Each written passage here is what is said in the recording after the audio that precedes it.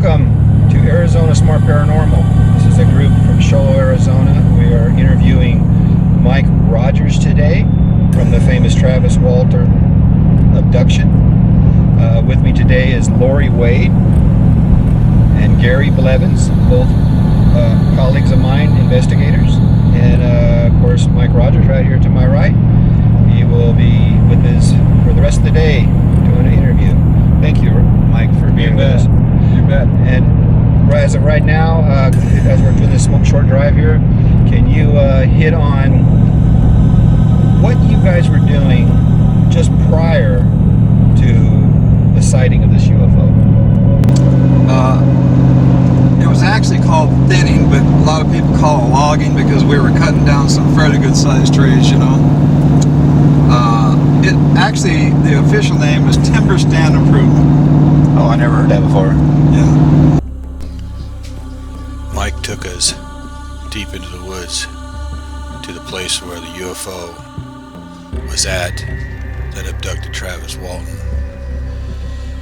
He showed us many things back there and told us many stories. We were at the site right where it all happened. The trees were showing evidence of strange growth even after the big fire that took place in the area. Mike told us another story about this whole abduction. Mike really doesn't believe Travis was abducted at all. No one really knows but Travis himself where he was and what he was doing for the days that he was missing. We might not ever know.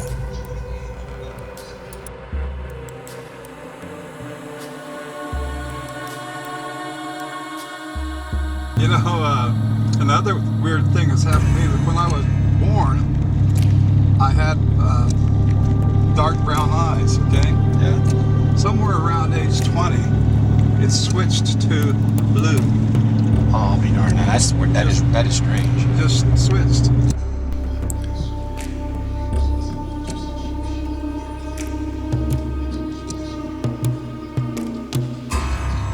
Found the old logging road.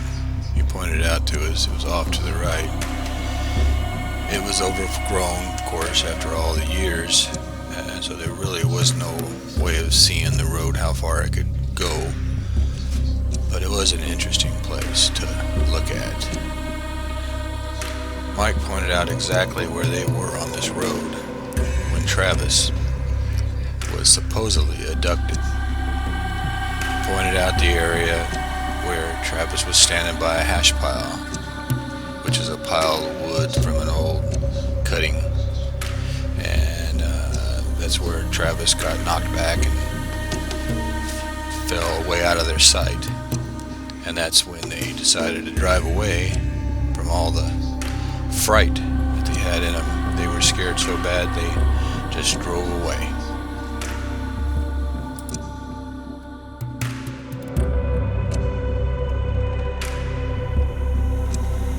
Always in the movies, they make the moon large, okay? Right. Yeah. They don't worry about the sun because that's just too glaring, right? So you were real close-knit friends. Well, Alan Dallas was actually somebody who I had kicked his ass a couple of weeks before that. Oh, really? Yeah, seriously. At the site? Or while you guys were working? Out, yeah, we're on the streets of Snowflake. Oh, streets of Snowflake. Yeah, on a street in Snowflake. Wow. Not all the streets. Yeah, that'd be a lot of fighting. Yeah.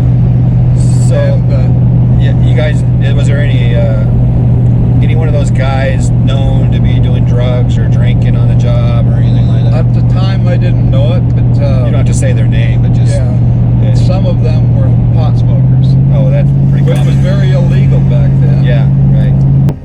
So, the day went on. Was it a long day before you guys decided to drive out of there? Yeah, as a matter of fact, it was dark. It was almost dark, put it that way. The sun had gone down, and it took a while to get everything in the truck and load all that stuff. So, you know, by the time we headed out there, it was just almost dark, and it took us a little while to get up the road before we saw that thing. And the guys started noticing a light in the trees, kind of weird. Was it in the distance at first? Well, it was just flickering, you know, like the woods right out here, just at night, you know, a light in the distance, you know, quarter of a mile, half a mile away. You know, you can just see glimpses of it here and there, right? Yeah. That's all it was at first. And then there was a very thick part of the woods right there. It was like a thicket. And we came around it and into this opening, kind of a clearing, right?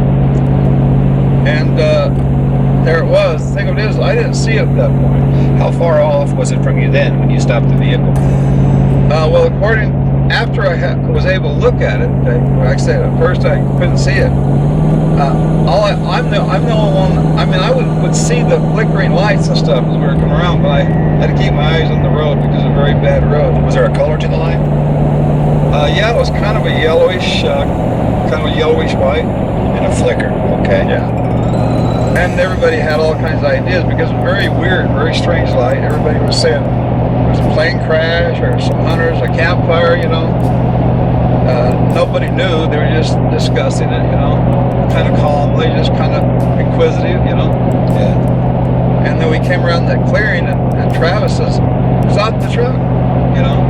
He was on the passenger side. You were driving. I was driving, yeah. Ken Peterson was in the middle, and the rest of the guys were in back. 4 of them in back.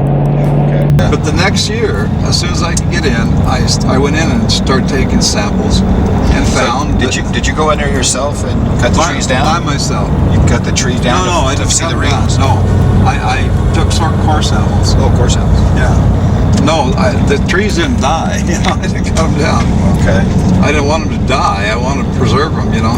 Is there any way of showing proof that they grew faster? Yeah. Is it just in the rings that you have to actually look at that? Yeah. But you can see it out there today. Okay, we're going to definitely look for that. That's And you can see where I took some of the samples, some of the trees that didn't completely burn up. Okay. And that was the rodeo Chetasky fire? Yeah. Rodeo Chetasky fire. Specifically, this one was the Chetasky. Right. And the Sholo was rodeo. Yeah. Right? Yelling or Well, just yeah. excited? At first it was like, whoa, you know, what the heck? What the hell, you know? And then this thing, this object, started moving. Now, I had to bend over, okay? Where you were, I had to bend over, kind of in To look up there? Yeah, kind of in Ken Peterson's lap. Okay? I see. Yeah. And then I could see it, and I was just struck by it at first. I couldn't believe my eyes, you know. So, how far was the distance again from the vehicle to that? Do you estimate? Well, later on we measured it out because it was directly above a slash pile. Later on, like a few years later actually, the pile was still there. We took a tape and measured it, a big long 100-foot tape, and it was 93 feet. 93 feet. To the edge of the pile. So it was directly above the pile. Yeah. And it was about 20 to 25 feet in diameter. And how high up off the pile you think? Off the top of the pile it was about 15 feet. Now off the ground it was more like 20. Okay, so I'm seeing 90 feet out and 30 feet up. Yeah, I can see And you on a there. ridge. You were just able to get underneath to see it. I can see that. That's right. Makes yeah. sense, yeah. And it had some sort of a dome on top, you know. You could barely see it, but there was an essence of a dome. No special color to it. The dome difference. The dome was a little more metallic looking. Is there anything else about the UFO that you could describe? Radiation, waves, movement, anything? Yeah.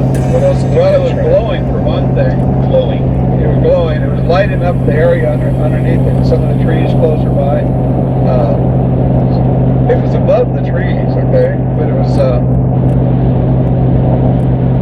kind of like situated just above the trees, right there in the center of that clearing, right above that slash pile. So first sight of it, it was a flickering. Then when you come upon it, it was more of a glow. Yeah, and did the color change from the flickering no, the color never changed. The color never changed. I don't remember that. However, it started making a noise after we stopped. I mean, just within seconds, it started making noise. A strange kind of cyclic Some describe it as a beeping, you know. A fast beeping, a slow beeping? A what? A fast beeping noise or a slow beeping? No, it's more like a warbling sound. Yeah, I mean, I don't know how to say how to, you know, Well, that's a good impression right there. It was an oscillation, okay? You know, you ever heard an oscillation? You know, Yes. Yeah. It was sort of like that, but of course, nothing you've ever heard. I mean, just nothing like anything anybody's ever done. It's very weird. And also had after a while, it started developing a rumble. It was kind of like a diesel engine. You know, whenever you've been close to a diesel engine, it's kind of like that. I understand. And that increased. Okay. So we're entering Heber Overgaard now. This is Bison Ranch. The Bison Ranch, that's a new development, relatively new. I guess the last 7 years, 10 years maybe. It always grows like everything else. Yeah. So this is the actual town closest to the actual UFO site. Well, Heber is the closest, which is up the road here. It's the next part of this, yeah. Okay. No, this is Buckskin Canyon. Yeah. Straight out here, this is Buckskin. But you have to turn right up here in front of this building right up here. Is this the road you guys drove in on? Yep. Okay. This is it. And when you saw the object, were you actually on this road? You saw the object? No, it's up on the rim. So it's on a another logging adjoining road off Yeah, this? down off the rim. About, I don't know, half a mile. Of this whole abduction story, UFO. The abduction story basically is Travis's story, the abduction side of it. But the witness, he witnessed the UFO and what happened prior to Travis's abduction, right? Right. Yep.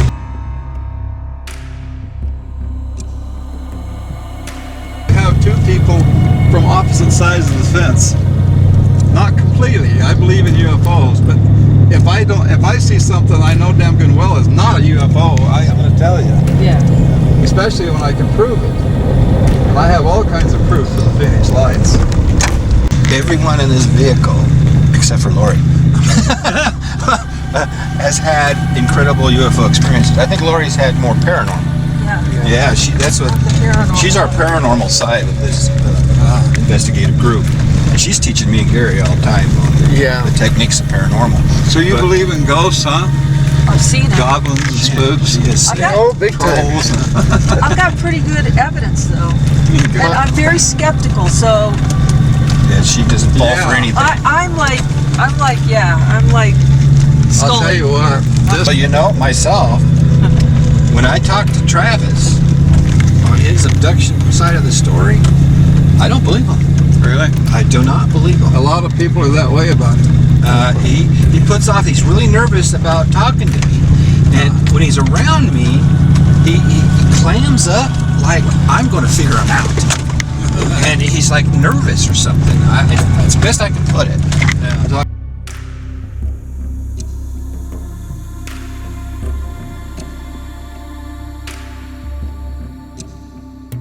Mike Rogers is leading us to the location here in the Sitgreaves National Forest.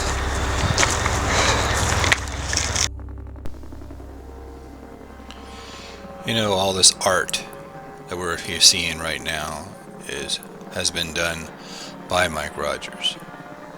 He produced it, a lot of it, for the book, the original book of the abduction. He's an incredible artist, but now he does tell a story a little different. This is from Mike Rogers himself.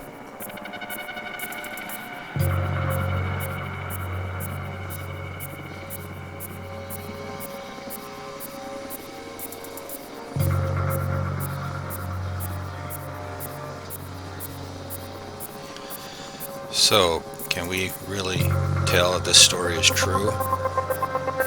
It could be, but myself, I do not believe this story at all.